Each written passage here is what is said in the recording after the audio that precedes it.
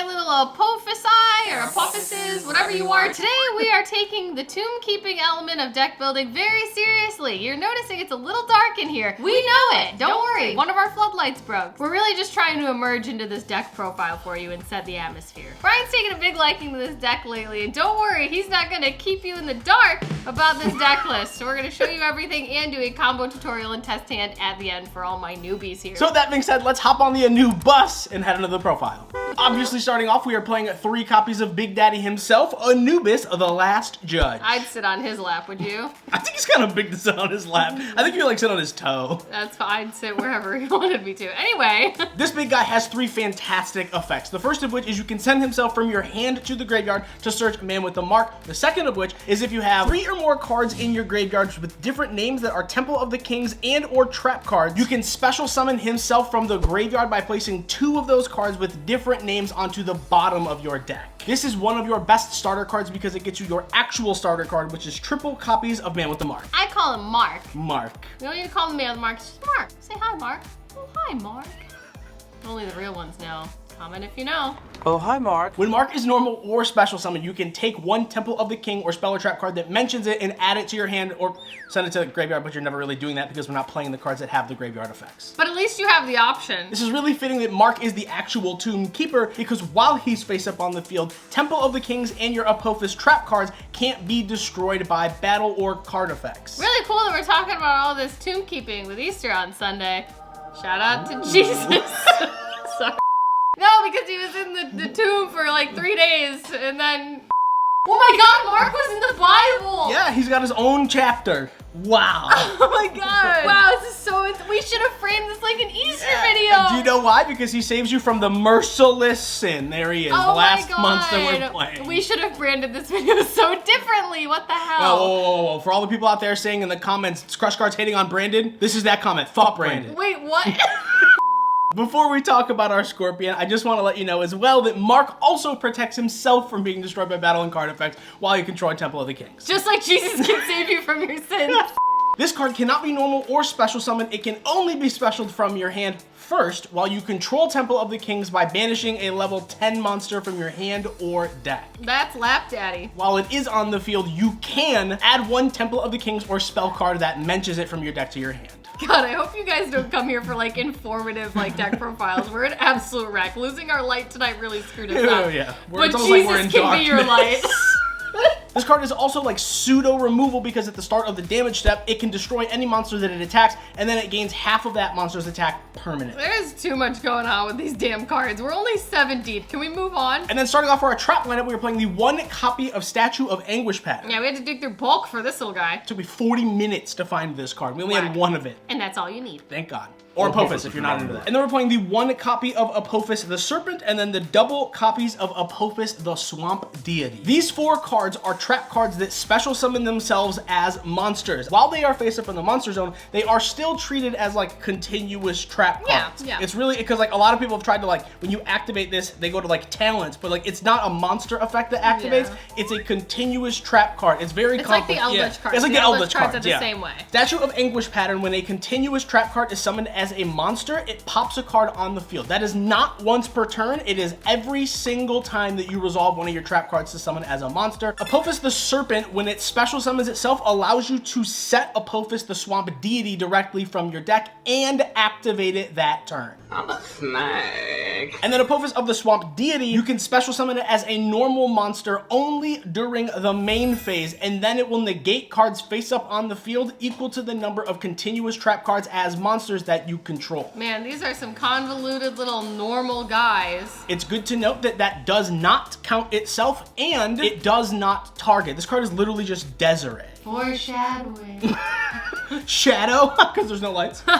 Jesus. I think this is the perfect ratio in this deck because these cards are trap cards. They're kind of bricks. You don't want to draw these cards going second. You just want to be able to access them through your engine and then get them directly from the deck. When you draw them, it's not super optimal. So I'm choosing to only play the 1-1-2 ratio because it gives you a better chance of seeing plays. This is going to be a 90-minute deck profile. I'm interested to see what the actual runtime is. Comment down below, because I don't know at the time. And then moving on to the rest of our engine, we are playing the 1 copy of our Temple of the Kings, the actual Temple of the Kings. Like what? Did I? He went to go put the card and keep it. But you go to go with card and you're like...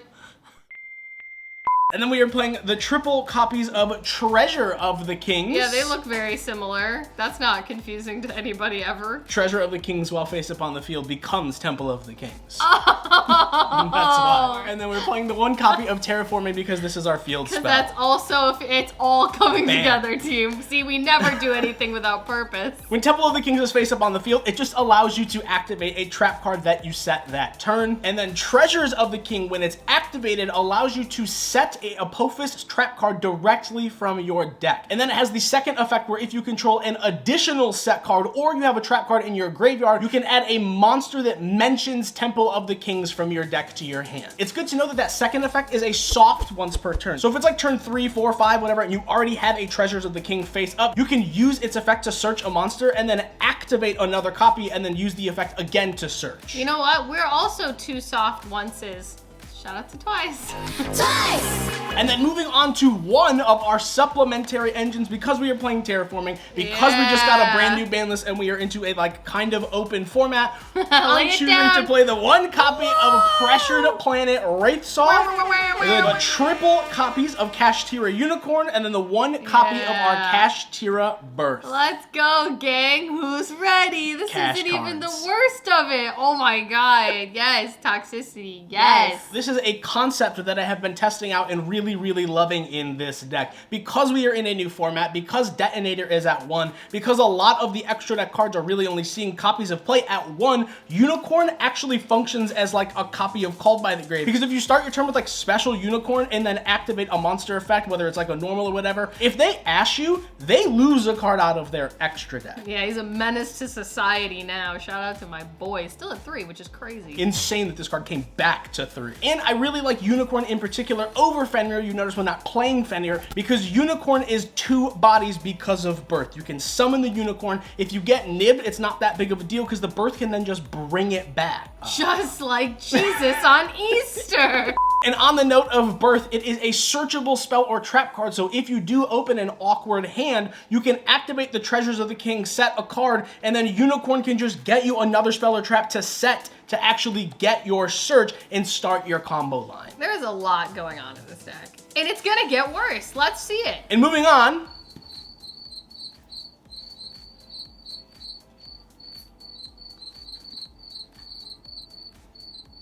you guys don't like it when we talk about these, so we're gonna keep going. Not even there. Shh. And that brings us into our non-engine section of the deck. Because we only have room for like 12 or so, you have to play high impact cards. So we're gonna start off with triple copies of Evenly Matched. This is just another trap card that you can set if you do open it and you don't have any other ways to get set cards, but it's also just a blowout card that not a lot of decks are able to play around at the moment. And who's got a negate anymore? And in case they do, that's why we're playing triple copies of Infinite Impermanence. Moving on, we're playing triple copies of Ash Blossom and Joy Spring. Say it with me, team. Forehead, Forehead, not not feet. feet. Woo! You might notice that this is actually Ash Blossom. This probably should be Dominus Purge, but in case you haven't been We're aware... broke and have no floodlight. In case you've been under a rock or in a tomb, we didn't really play a lot last year because Snake Eye wasn't our favorite thing to play against or play. And because Purge came out in that time, we weren't opening a lot of products. We actually don't own Purge. Ash is basically just Purge. You should probably be playing Purge if you have it, but if not, Ash is totally fine. Yugi-tubers, we're just like you. And then the next 3 cards can genuinely be anything that those you look want really them good. to be. I am currently in the midst of playing Droll and Lockbird because the format is so open, and honestly, like, you don't really know what you want to play right now because this hits, like, obviously this deck very well. It also hits Ryzeal a lot, but I think you could make the argument to play something like Nib. I know it conflicts with Unicorn, but like Nib is a card that you want going second anyways, and if you are going first and you special Unicorn, it doesn't conflict all that much. Yeah. I also feel like Droll is just really good against like rogue decks a lot, so I don't think Droll is actually that bad, but again, this is just a flex spot. Just play what you want. Let's go to the extra deck, shall we? We're gonna start off with 1 copy of our Chaos Angel, the 1 copy of our good old DDD God, buddy. this just looks like every freaking I extra know. deck The right 1 now. copy of our Necroquip, the 1 copy of our Desiree. I will say we are on a new card. This card got a lot of popularity at YCS Houston, and I think a lot of decks that are playing Fiendsmith have kind of started to incorporate it. And it is the 1 copy of our Snake Eyes Doomed Dragon. Oh. He's something. This card can be special summoned by sending 2 monsters from your spell and trap zone to the graveyard. So, if you're playing like Agmonday and Sequence and they're equipped to Desiree, you can just send these to the graveyard to special out the Doom Dragon. Now, going first, this is just a free body that allows you to continue to extend, or going second, this has an on-field effect. You can target a monster your opponent controls and then push it to the back row. Push it. Push it real good. And then obviously we're playing the 1 copy of Boon and then the 1 copy of Requiem. We didn't talk about Fiendsmith, and I'm not going to spend more than like 10 seconds on it, but like this engine allows this deck to be playable. As most broken engines do. Without something like the Fiendsmith cards, this is just a rogue deck, but because we're allowed to play Fiendsmith and because it synergizes so well, this literally lets us play the game and have a fighting chance. Being able to set up Desiree before you normal summon man makes it so that they can't actually like imperm your man with the mark. He's apologizing again, team. Again, Fiendsmith cards didn't get hit on the ban list. We're gonna play them. They're really good. If you want your deck to be better, play the goddamn cards. I'm not gonna explain myself. That was way more than 10 seconds, Brian. Anyway. And then the bridge, Link Spider. This actually has a lot of really cool potential. Not only does it have like potential in the Blue Eyes deck because Blue Eyes is a vanilla, but all of your trap cards are vanilla monsters. So you can use this to then make something with an effect monster to make like your Moon or to make like a Silo Hat Rabbit because it takes an effect. Or the other Link 2s, or we're playing like IP, we're playing SP. Some of them take effects, some of them take non-links, but like the point is Link Spider is here because it is useful and allows you to continually play if you get interrupted. And then for our Apophis monster, we're playing the 1 copy of Divine Serpent Apophis. This card is basically a Link 1 with both of your trap cards because you can like summon one and then summon the other, and then you can send them both to the graveyard to contact fuse into this, and then on board, this can then just set both of them from your graveyard back to your side of the field. That's whack. What a cool guy. He's sick. He's got some hands. He's gonna rock your world, you know? And if it is face up on the field and then you special summon a continuous trap, it can pop a card as well. God, they all pop stuff. Yeah. Pop, pop, pop your wallet. And then this doesn't pop, but it gets rid of cards. We're playing the 1 copy of Typhon. Wow, this extra deck is a lot. There's a lot going on here, but don't worry, we're gonna show you how it all works with a good old quality, definitely not chaotic test hand. All right, kiddies, welcome to the test hand and combo tutorial section of the video where we do a completely random test hand with 5 cards to see what the hell happens. Now, I know everyone always likes to comment, oh, there's so many interruptions, what if I ash you, what if I nib you? We're showing you the highest potential of a deck so that you know what to do if you go uninterrupted. So, before you get your peanuts and start being a gallery about it, how about you just enjoy the video? Anyway, we're gonna cut on up, shuffle, and Brian's gonna drop cards as usual, and we're gonna draw some cards. Some of these, give it a nice little cut.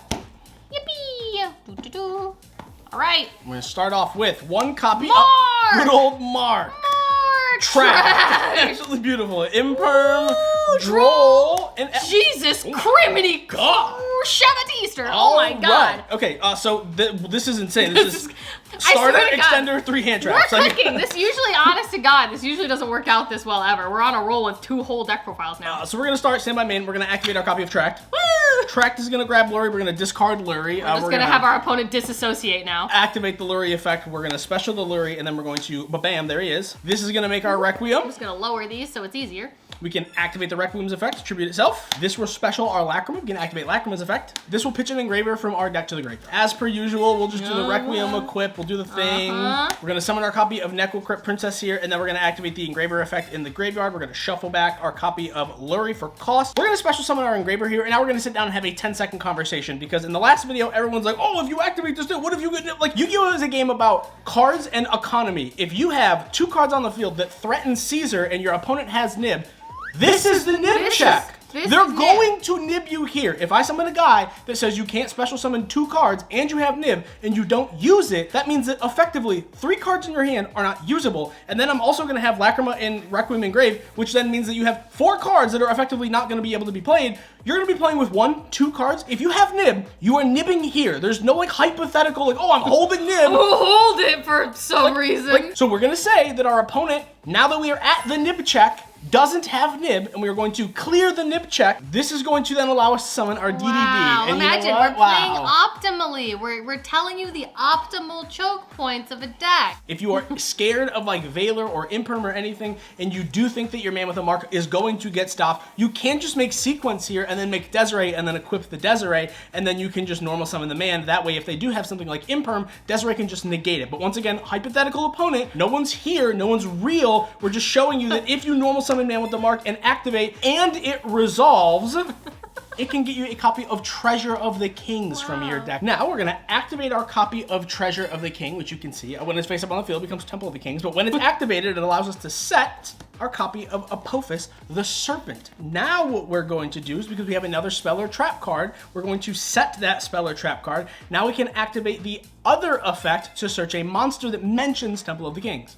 That's going to be our Merciless Scorpion, the Circuit. Now we can special summon our Circuit from our hand by banishing one copy of our Anubis from our deck. Now we can activate this on board to search OG Temple of the Kings. It feels so bizarre to actually like play this card, but there it is. Welcome back, Grandpa. Now we're going to activate the Temple of the Kings, and because this is, I'm sorry, I'm moving our hand out of the way. I know, we're trying not to clog up the board here. There's a lot going on, but this is, we're going to use a lot of spell trap zones, so like unfortunately there's not a lot of hand space. Because this is face up on the field now, we can activate a trap card that we set this turn. We are going to activate our copy of Apophis the Serpent. This is going to summon itself and then allow us to set our copy of Apophis the Swamp Deity.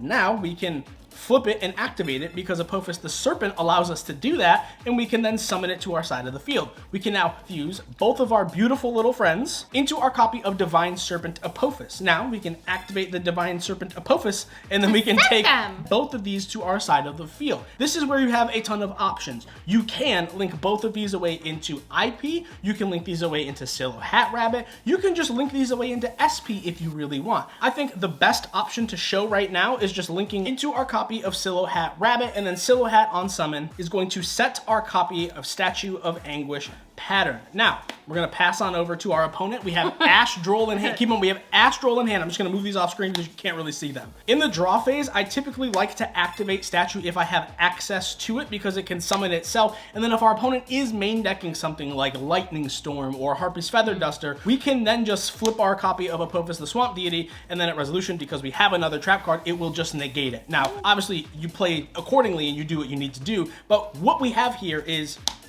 a negate, another copy of a card that can summon itself and then search and negate. Fun fact here is that Statue of Anguish Pattern pops cards on the field. It doesn't just pop your opponent's cards. So if you do clog up some of your zones, you can like summon a card and then activate this to pop something else on your side of the board so that you don't clog up your zone. And then just depending on how your opponent plays and how much room you have, keep in mind you also have access to the Fiendsmith Live in the graveyard as well. And that's the test hand. Obviously, we didn't get to show you the Kashtira engine because, well, we didn't draw it and we can't do everything all at once all the time, but this is a really good representation of what you can do with a literal random hand. I think it's pretty banging. But Brian's been having a lot of fun and success with this deck at locals and online and everything, and we just like it. It's just a cool deck. It's a really fun deck. Like, I'm genuinely not a like trap card player or like a control player, but like this deck came out and it's super fun. Like I genuinely love that you get to play the Fiendsmith cards. I love the cash cards. You get to play those too. Like this is just an all around really versatile deck. It's great at going first. It's great at going second. It's like a little baby pile deck. It's really cool and versatile, and that's just stuff that we like. Ooh, Dr. Seuss. Did I rhyme?